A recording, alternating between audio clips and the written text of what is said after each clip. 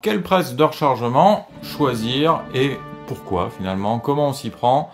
Je vais vous donner toutes les réponses dans cette vidéo et vous me direz en commentaire si vous avez des presses ou des vues, ce que vous en pensez et ce qui vous donne envie ou entière satisfaction. Donc, bonjour à toutes et à tous, bienvenue dans cette nouvelle vidéo, un petit peu sur l'ancien format, où je vais vous présenter trois grands types de presse et surtout ce qui peut correspondre à ce dont vous avez besoin lorsque vous commencez ou lorsque vous voulez vraiment vous perfectionner dans le rechargement. Donc en premier point, les trois grands types de presse, vous avez souvent écrit en anglais d'ailleurs, single stage, donc c'est une station, vous avez une opération à la fois et un outil à la fois. Donc là l'avantage c'est que c'est ce qu'il y a de plus précis, de plus simple, c'est l'idéal pour commencer et par rapport à la qualité que ça produit, c'est ce que vous avez de moins cher. Ça, surtout si vous faites de l'arme longue, c'est ce que je recommande. Deuxième catégorie, les presses à tourelle ou turette. Ça, clairement, je vous les déconseille parce que vous avez plusieurs outils, mais une opération à la fois. C'est un petit peu moyen partout. Il y en a beaucoup qui achètent des lits comme ça pour commencer et qui sont en général très déçus. En fait, ça fait un petit peu de tout, mais moyennement bien. Donc c'est vraiment un coup à être déçu, c'est pour ça je déconseille ces presses. Dernier point, la troisième, si vous voulez là vraiment faire du volume, et je parle vraiment du gros volume, c'est du genre faire 250 cartouches à l'heure, vous avez besoin de tirer beaucoup toutes les semaines, tout le temps, et vous n'avez pas trop de temps. Là vraiment, la presse progressive, il y a plusieurs outils, et vous faites plusieurs opérations à la fois, c'est voilà ce que je vous conseille vraiment, notamment si vous faites du TSB.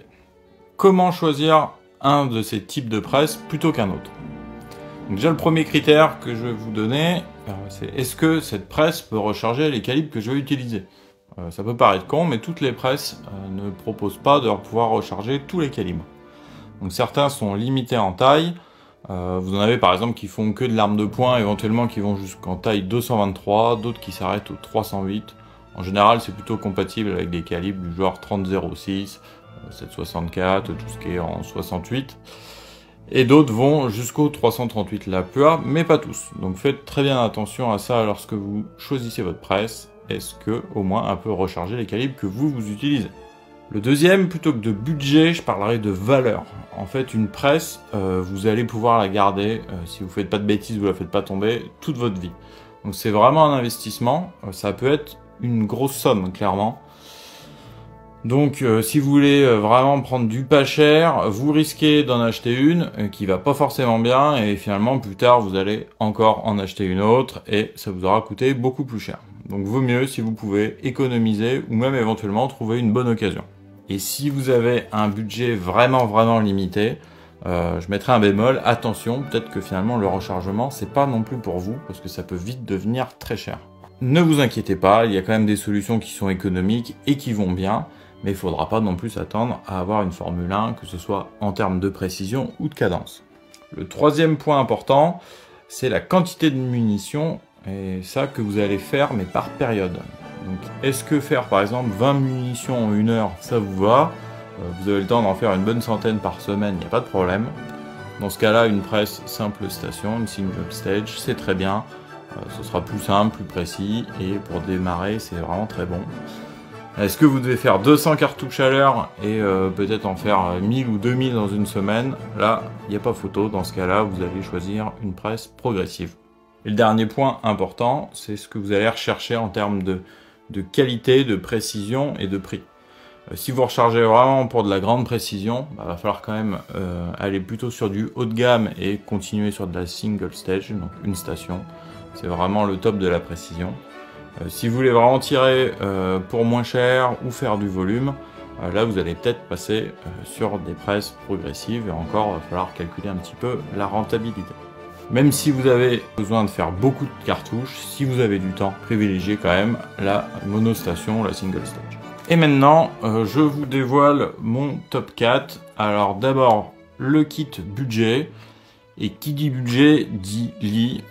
Si vous avez suivi les autres vidéos, je suis un fan des outils lits parce qu'en fait ils sont très bien et pas chers. Et c'est un peu pareil pour les presses.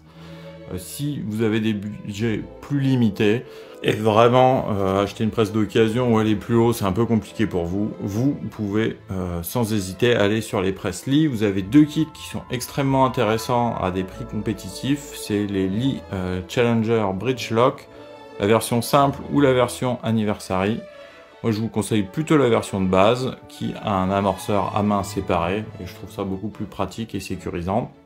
Ce genre de kit, normalement, il est complet. Vous avez tous les éléments pour démarrer le rechargement, sauf un bon pied à coulisses. Mais ça, vous devez l'acheter avant même de recharger. Vous trouvez ça autour de 300 €. Vous pouvez clairement faire des munitions de la taille 30-06, 7,64, un peu plus gros. Par contre, n'allez pas faire du 338 la PUA dessus. Donc, si vous avez les moyens de faire du 338, achetez une presse qui tient la route. Le deuxième kit, pour moi, c'est le meilleur rapport qualité-prix. Et là, c'est vraiment voir ça comme un investissement. En plus, c'est même quelque chose que vous pourrez revendre sans problème et sans perdre trop de valeur. C'est RCBS, notamment le Rebel Master Kit. Donc c'est hyper costaud, c'est précis, c'est de la qualité. Vous allez pouvoir recharger du 25 ACP au 338 la PUA sans problème. Tarif 2024, là on est autour de 600 €, c'est quand même le double du précédent. Mais là, vous avez un truc qui est quand même très bon matos, au top, pour tout le reste de votre vie. Donc la presse, que ce soit la Rebel qui est vendue en kit ou la Rock Choker, c'est ce qui est majoritairement utilisé par la plupart des compétiteurs à travers le monde. Ça a fait ses preuves et il n'y a pas de problème. Le troisième kit, c'est je recharge beaucoup et très très vite, notamment, encore une fois, si vous faites du TSV. Si vous voulez faire du volume, là, il y a la marque à faire du volume, c'est Dillon. Vous pouvez choisir des presses à partir de la 550, ça commence à être pas mal. Là, il faudra vraiment voir en fonction de vos besoins, de vos calibres. Si vous devez produire quand même beaucoup de quantité en peu de temps, c'est ce qu'il vous faut. Pareil, c'est compatible quasiment tous les calibres. À chaque fois, il faudra bien vous équiper de tous les outils qui vont avec et des plateaux. Mais vous pouvez faire du 32 ACP au 338 la PUA. Bon, après, je pense que si vous faites 500 cartouches de 338 la PUA par heure, vous avez un sacré budget et vous êtes un sacré loustic. J'aimerais bien voir ça. Ce sont les cadences. Normalement, c'est prévu pour 500 cartouches heure. Les inconvénients, c'est que c'est souvent assez difficile à configurer. Une fois que ça marche très bien. Par contre, il faut éviter de changer de calibre tous les 4 matins aussi. Donc ça, il faut réfléchir à ça avant de l'acheter. C'est cher, mais c'est terriblement efficace pour aller vite. Quatrième kit, en fait, qui n'est pas un kit.